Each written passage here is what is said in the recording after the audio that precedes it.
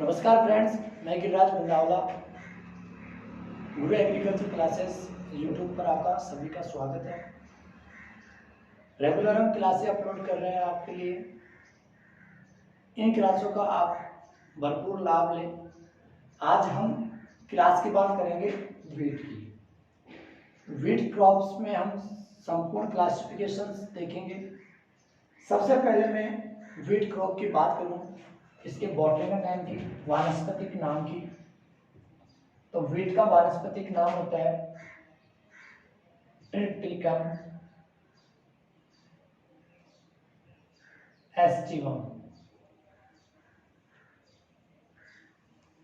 ठीक है friends, botanical नाम की बात करते हो ट्रिटिकम एस्टिवम होता है। इसके कुल फैमिली की बात करें तो इसकी फैमिली है ग्रेमिनी।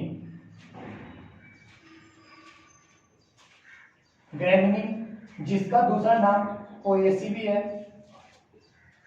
जितने भी खाद्यान्न फसलें हैं उनको हम ग्रेमिनी कुल भी कह सकते हैं और पोएसी कुल में भी रख सकते हैं। नेक्स्ट अगर मैं बात करूं इसके उत्पत्ति स्थल की, ओरिजिन की, तो उत्पत्ति स्थल है इसका दक्षिण पश्चिमी एशिया।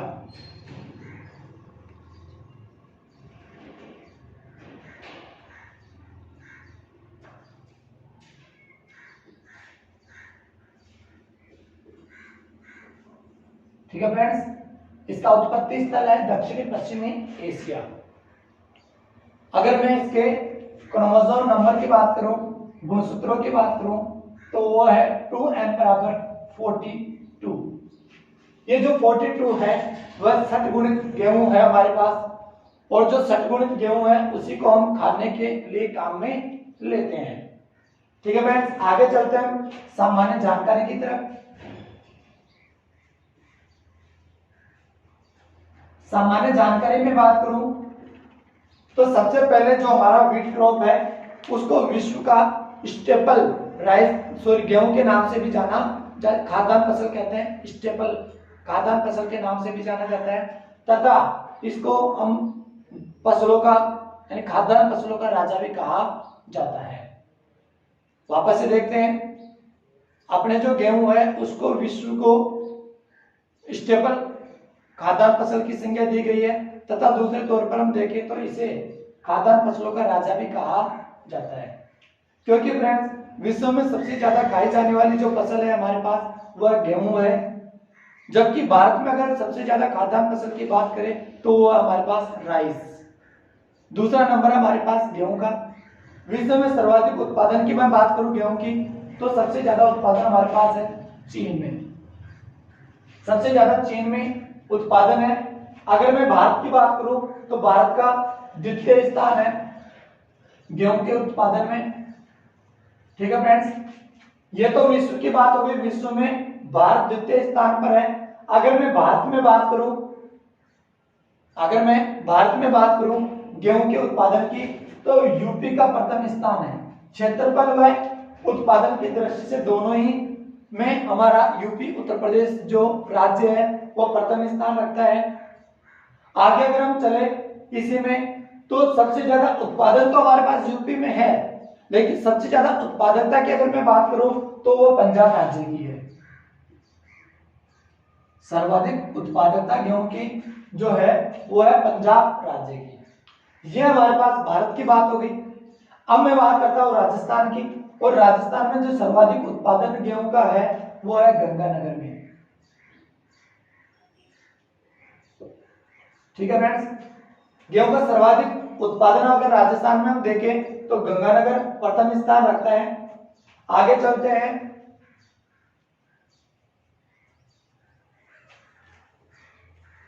सबसे पहले मैं बात करूं गेहूं के पुष्प क्रम की, तो गेहूं का जो पुष्प क्रम होता है उसे एयर, हेड या स्पाइक के नाम से जाना जाता है। ये इसको यह हो गया पुष्प क्रम की बात। अब देखते हैं जो बीज का प्रकार है वो है कैरियोप्सिस।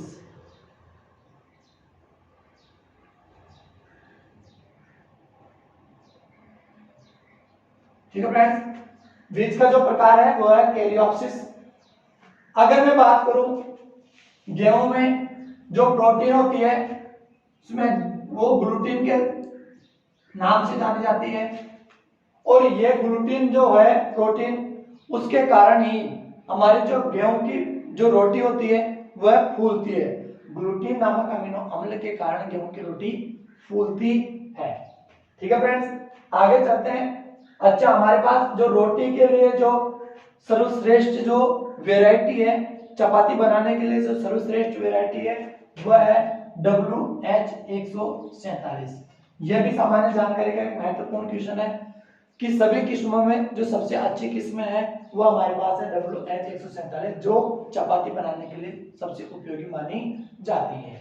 ठीक है फ्रेंड्स, आगे हम चलते हैं। गेहूं के परीक्षण भार की मैं बात करूं तो गेहूं का परीक्षण भार होता है 40 ग्राम। कितना होता है? 40 ग्राम। जबकि गेहूं में एक खरपतवार लगता है, उसका नाम है गेहूं सा गुल्ली डंडा या गेहूं का मामा। उसके परीक्षण भार की मैं बात करूं तो उसका परीक्षण भार होता है 2 ग्राम। ठीक है फ्रेंड्स, यह परीक्षण भार 1000 दानों में से निकाला जाता है, जिसे हम टेस्ट वेट कहते हैं। एक होता है सीड इंडेक्स।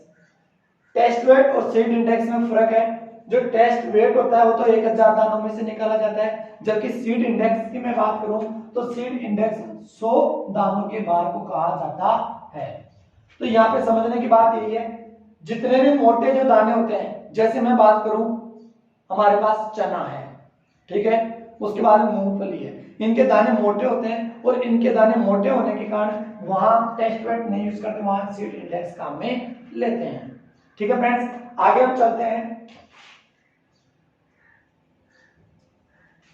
गेहूं की जो फसल थी उसमें बोने किस्मों के लिए एक जीन डाली गई, उसका नाम था नोरियन 10।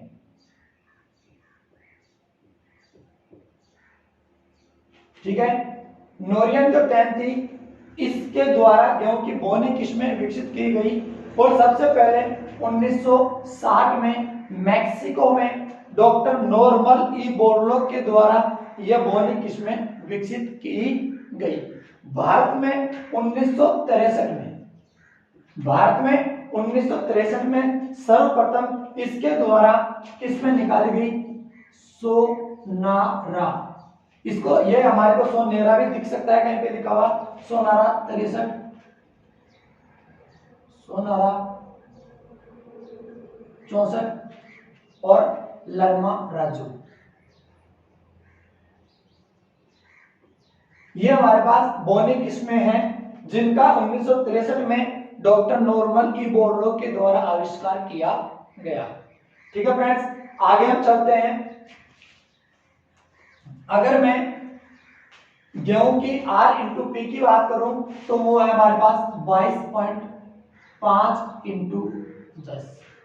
R आप सभी जानते हैं रो इंटू रो, और प्लांट टू प्लांट जो डिस्टेंस है हमारे पास वो 22.5 × 10। अगर मैं इसी में देखूं गेहूं, जौ, धान, इन सब के लिए 22.5 × 10 हम रखते हैं। जलवायु,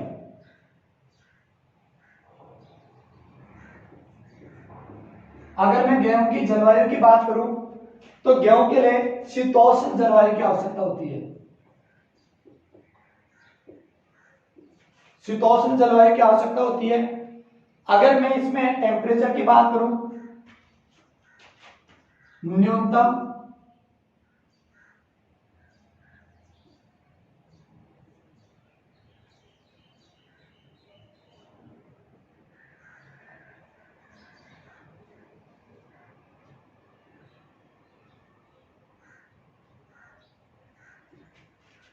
न्यूनतम की मैं बात करूं तो वो है 3 से 5 सेंटीग्रेड।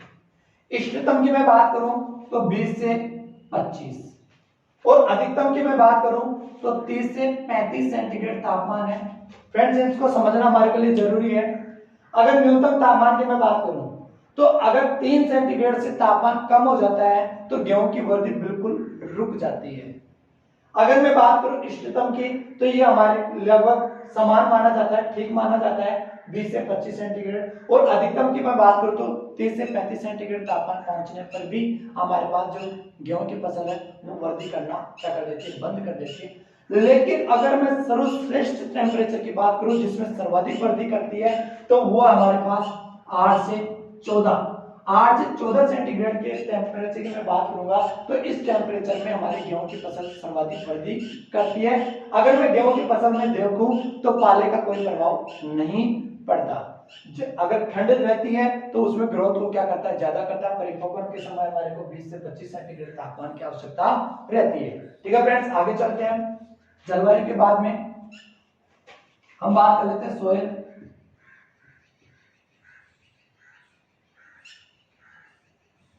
मृदा, ठीक है। मृदा में देखें तो सभी फसलों के लिए सामान्यतः हमारे को ब्लूई दोमट,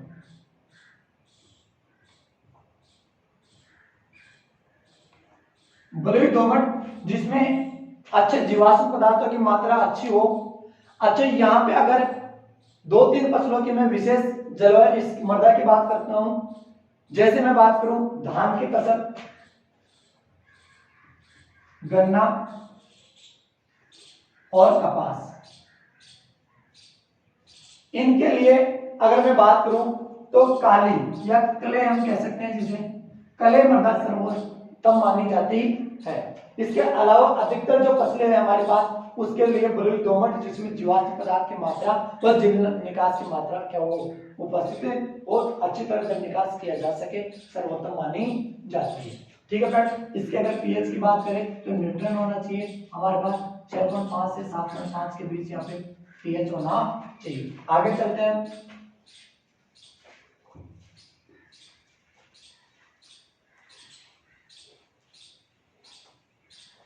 आगे हम बात करते हैं सबसे पहले वैरायटी किस्में की। वैरायटीज की बात करें तो बहुत सारी वैरायटीज है, जैसे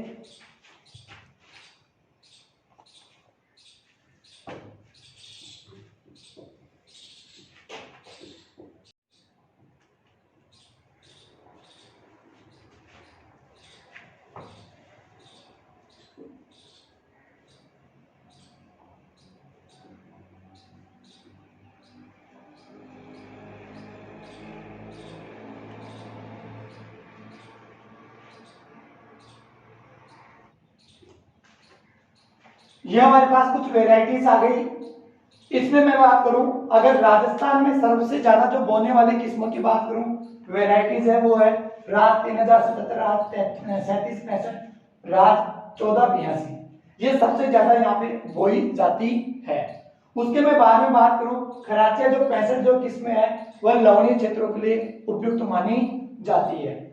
हाइब्रिड 007 की मैं बात करूं तो हाइब्रिड 007 एक ऐसी वैरायटी है जो विश्व में पहले संकर गेहूं की किस्म विकसित की गई थी। उसके बाद में WH 147 जो किस्म है वो हमारे पास चपाती के लिए उपयुक्त मानी जाती है। हीरा और मोती दोनों ही की जो ऐसी किस्म है जिसको बहुत ज्यादा ध्यान रखना है हमारे को। हीरा और मोती में ध्यान रखो दोस्तों, अगर पूसा मोती आ जाए तो वो बाजरे की किस्म है। पूसा मोती अगर आ जाएगा तो वह है बाजरे की, जबकि यहाँ हीरा अलग है और मोती अलग है। ये किसकी किस्में हैं, हमारे पास गेहूं की किस्में हैं। उसके बाद में प्रताप है, ठीक है। प्रताप में हमारे को ध्यान रखना है कि प्रताप मक्का की भी किस्म है और प्रताप हमारे पास किसकी, तिल, जो हमारे पास 2019 में जेट में क्वेश्चन आया था। एक ही चैप्टर में से 2 क्वेश्चन आए थे। एक तो आया था कि निम्न में से तिल की किस्म है, तो वो ऑप्शन में था, यहाँ पे हमारे को प्रताप टिक करना था। उसके बाद में यह आया था कि तिल का कुल है, तो वो था पेडालियसी। तो हमारे पास यहाँ एक ही फसल से 2 क्वेश्चन आए थे वहां, तो यहाँ पे हमारे को ध्यान रखना है प्रताप का कंफ्यूज नहीं होना है। उसके बाद में हमारे पास है HD 2204, HD 2329। HD 2329 ऐसी वेराइटी है जब हमारे पास वो चला था, यहाँ पे हरित क्रांति आई थी 1966-67 में हरित क्रांति आई थी। तो हरित क्रांति के समय सबसे ज्यादा जो वेराइटी थी वो एचटी 2329 बोई गई थी। फ्रेंड्स आपको ध्यान रहे कि हमारे पास जो हरित क्रांति आई थी 1966, उसमें 7 फसलें चुनी गई थी। 7 फसलों की अगर मैं बात करूं तो उसमें 2 मुख्य थी। 2 मुख्य कौन कौन सी थी? गेहूं और धान था। और गेहूं और धान में भी हमारे पास गेहूं ज्यादा मुख्य थी। और गेहूं में भी हमारे की बात करें तो एचडी 2329 एक ऐसी वेराइटी थी जिससे बहुत ज्यादा उत्पादन लिया गया। तो ये हमारे को ध्यान रहे अच्छे से। उसके बाद में हमारे को मैं बात करूं राज 3077 की, तो ये हमारे पास लवणीय क्षेत्रों के लिए हम इसको बोल सकते हैं, या फिर जल्दी पकती है हमारे पास।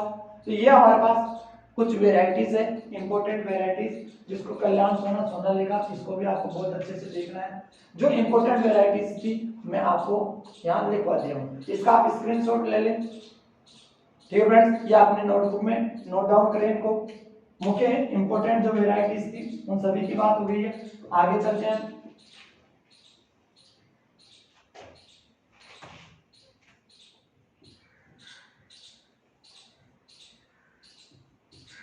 सीड रेट, बीज दर।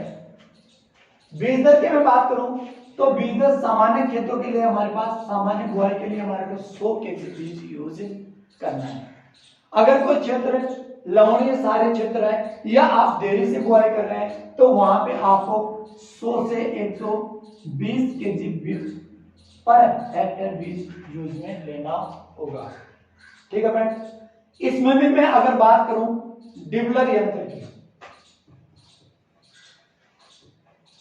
तो डिबलर यंत्र से अगर आप बुआई कर रहे हैं तो यहाँ एक फिक्स रेशियो की बात करूं तो वो 30 केजी है, या फिर कहीं पे 30 से 40 केजी लेकिन देखने को मिले तो वो भी हमारे को राइट होगा।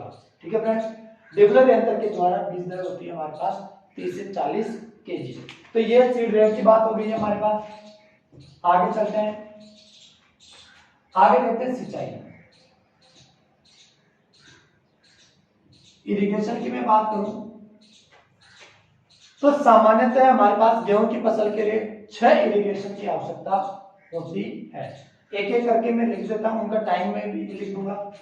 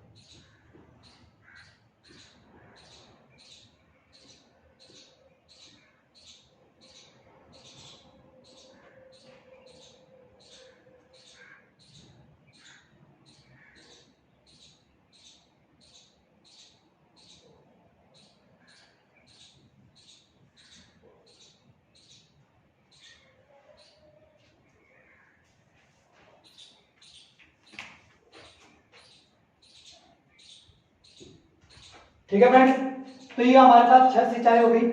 6 सिंचाई में अगर सबसे इंपॉर्टेंट सिंचाई की मैं बात करूं तो वो है CRI, क्राउन रूट स्टॉक, वो होती है 21 दिन बाद में आती है। उसके बाद दूसरी है फूटान अवस्था, 40 से 45 दिन की अवधि पर। गांठ बनते समय 60 से 65 दिन की अवधि पर। बाली बनते समय 80 से 85 दिन की अवधि पर। दानों में दूध बनते समय 100 से 105 दिन की अवधि पर। और परिपक्व के समय 115 से 120 दिन के समय हमारे को क्या करनी है, सिंचाई करनी है। फ्रेंड्स, क्वेश्चन अगर घुमा के पूछता है वो किस तरह कि किसान के पास अगर एक सिंचाई उपलब्ध हो तो गेहूं की किस अवस्था पर किसान को सिंचाई करनी चाहिए, तो वो आएगा यहाँ पे CRI। आपको 4 ऑप्शन देगा तो उसमें से आपको CRI को टिक करना है। अगर क्वेश्चन ये आता है कि अगर किसान के पास 2 सिंचाई उपलब्ध हो तो किसान को किस किस अवस्था पर गेहूं की सिंचाई करनी चाहिए, तो पहले वही रहेगी हमारे पास CRI, उसके बाद में दूसरी आएगी हमारे पास दानों में दूध बनते समय। ठीक है फ्रेंड्स, तो ये हमारे पास जो इसकी क्रांतिक अवस्था की थी गेहूं की। क्रांतिक अवस्था आप समझते हैं, क्रांतिक अवस्था किसे कहते हैं? वह अवस्था जिसमें फसल को 100% पानी की आवश्यकता होती है उसे हम क्रांतिक अवस्था कहते हैं, और सब फसल की अलग अलग क्रांतिक अवस्थाएं होती है। अगर मैं संपूर्ण जलमान की बात करूं तो वह हमारे पास यहाँ पे 450 से 650 mm जल की आवश्यकता होती है संपूर्ण जीवन काल में। ठीक है फ्रेंड्स, तो यहाँ पे अलग अलग है, मैं थोड़ा सा आपको बात कर लेते हैं डिटेल में सभी फसलों की क्रांतिक अवस्थाओं की। तो यहाँ पे मैं बात करूं अगर गन्ने की क्रांतिक अवस्था तो वह फॉर्मेटिंग,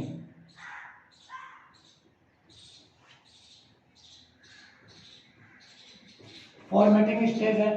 उसके बाद मूंगफली, मूंगफली की क्रांतिक अवस्था देखूं मैं तो सुइयां बनते समय।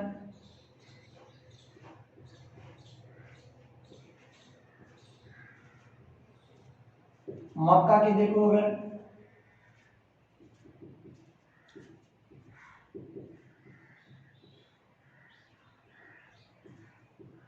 नरमंजरी बनते समय। उसके बाद में अगर मैं बात करूं चना की या सरसों की, फूल आने से पहले।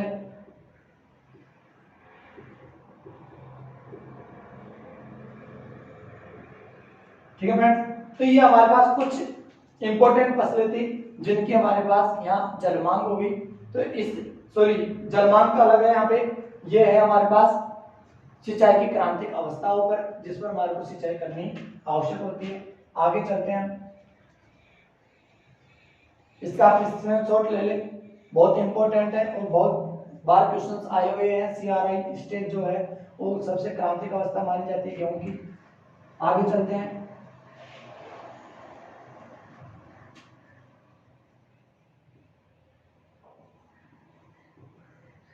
वीड मैनेजमेंट, खरपतवार नियंत्रण की अगर मैं बात करूं तो सबसे पहले देख लेते हैं कि हमारे पास गेहूं है, गेहूं की फसल में जो सबसे ज्यादा गेहूं लगता है वो है गेहूं सा। गेहूं सा जो है सबसे ज्यादा लगता है। उसके बाद बथुआ, उसके बाद में ठीक है फ्रेंड्स, एक है यहाँ पे हिरणखुरी, ऐसा खरपतवार है, आपत्तिजनक खरपतवार है। गेहूं की फसल में आपत्तिजनक खरपतवार की बात करें तो वह है हिरणखुरी। गेहूं सा है तो इसका दूसरा नाम गुल्ली डंडा या गेहूं का मामा भी है, जो गेहूं की फसल को सर्वाधिक नुकसान पहुंचाता है। अगर मैं सामान्यतः क्वेश्चन इस तरह आता है कि भारत में सामान्यतः खरपतवारों द्वारा हानि होती है तो वो है फ्रेंड्स 30 से 35%। क्वेश्चन आता है अगर किस सामान्यतः खरपतवारों द्वारा हानि हो सकती है फसल में तो वह 30 से 35%। लेकिन यहाँ पे अगर किसी विशेष खरपतवार की बात करें तो वो हर फसल में अलग अलग नुकसान पहुंचाता है। जैसे यहाँ पे गेहूं से की बात करूं तो गेहूं सा 82 से 83% नुकसान पहुंचाता है गेहूं की फसल को, जबकि धान में जंगली धान जो है वो 92% तक की क्या कर देता है, हानि पहुंचा देता है। अभी मैं यहाँ पे खरपतवार हो गया, खरपतवार नियंत्रण की मैं बात करूं तो यहाँ पे गेहूं सा है और गेहूं सा हमारे पास सक्रिय पत्ती वाला खरपतवार है, और जो जितने भी सक्रिय पत्ती वाले खरपतवार है उनके लिए मैं यूज कर सकता हूं, जैसे आइसोप्रोपिलोन।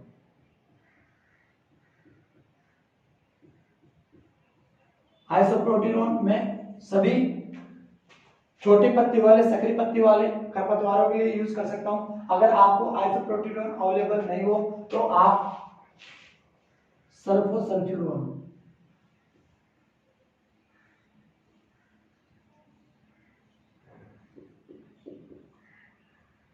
सल्फोसल्फ्यूरोन यूज कर सकते हैं। उसके बाद में हिरणखुरी बथुआ की अगर बात करूं, छोटी पत्ती वाले खरपतवार है तो इनके लिए 2,4-D क्या यूज करूंगा, 2,4-D, या फिर मैं इसके साथ 2,4-D हमारे बैन हो गया है, तो मेटासल्फ्यूरोन,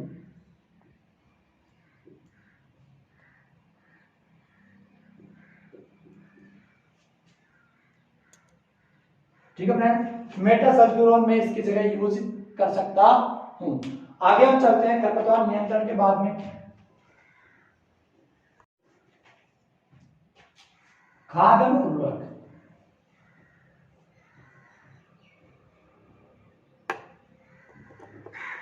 खाद एवं उर्वरक की मैं बात करूं तो खाद हम यूज करते हैं जैसे FYM, फार्म यार्ड मैन्यूर, और इसकी मात्रा सामान्यतः हम सभी खाद्यान्न फसलों में हम रखते हैं 10 से 12 टन पर हेक्टेयर। फ्रेंड्स ध्यान रहे, यहाँ पे अगर मैं विशेष फसलों की बात करूं जैसे वही धान, गन्ना, तो ये अधिक खाद जाने वाली फसलें हैं, उनके लिए मैं यहाँ पे 12 से 14 टन पर हेक्टेयर यूज करूंगा, ठीक है। जबकि खाद्यान्न फसलें यहाँ पे गेहूं, जो हो गया, बाजरा हो गया, उन सबके लिए मैं 10 से 12 टन प्रति हेक्टेयर यूज करूंगा। उसके बाद में NPK की बात करते हैं।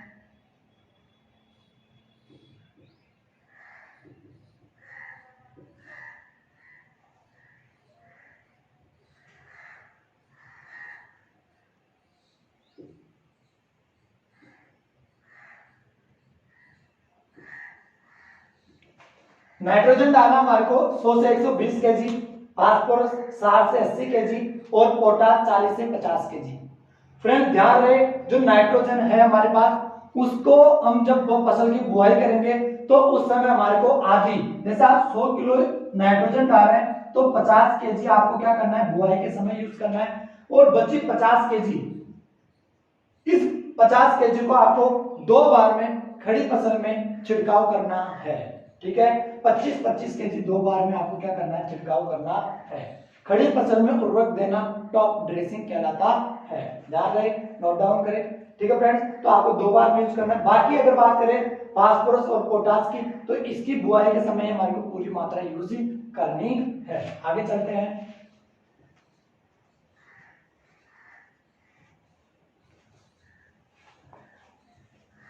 कीट, अगर मैं कीट की बात करूं तो दीमक,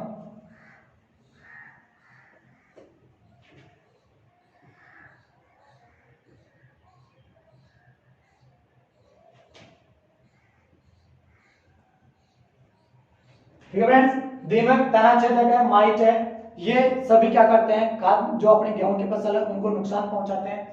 यहाँ पे मैं दीमक के नियंत्रण की मैं बात करूं तो मैं दीमक के नियंत्रण के लिए क्लोरोपाइरिफॉस एक सबसे बहुत अच्छा कीटनाशी है।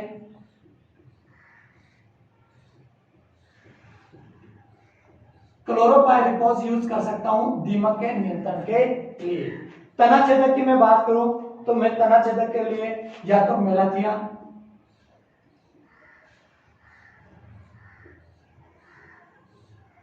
या मिथाइल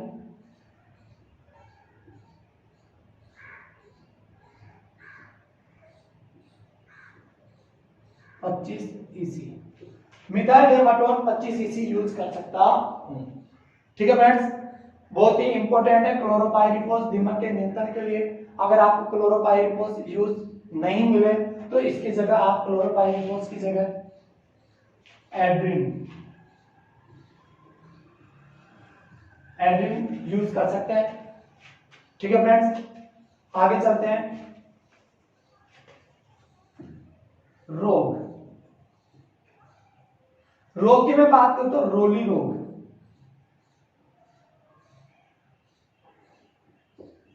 रोली रोग 3 प्रकार की थी हमारे पास यहाँ पे, काली, भूरी, पीली। तो यहाँ पे जो रोली रोग है उनके नियंत्रण के लिए हमारे को सबसे बेस्ट है मैंकोजेब। मैंकोजेब 2 ग्राम का पर लीटर के हिसाब से 15 दिन के अंतराल पर 2 से 3 बार क्या करना है, हमारे को छिड़काव करना है। रोली रोग के लिए हमारे को मैंकोजेब सबसे बहुत ही प्रभावशाली हमारे पास कवकनाशी है जिसका यूज करना है हमारे को, ठीक है फ्रेंड्स। अब चलते हैं हम उपज।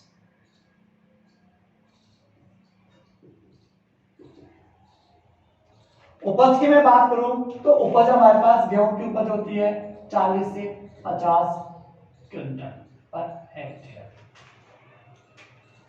ठीक है फ्रेंड्स, मैं आशा करता हूं कि आपको वीडियो पसंद आया होगा, और अगर वीडियो पसंद आया हो तो अपने फ्रेंड्स को जरूर शेयर करें, अपने 12th साथियों को शेयर करें, जो भी कोई जेड BHU ICAR की तैयारी कर रहा है उनको शेयर करें। Thank you so much.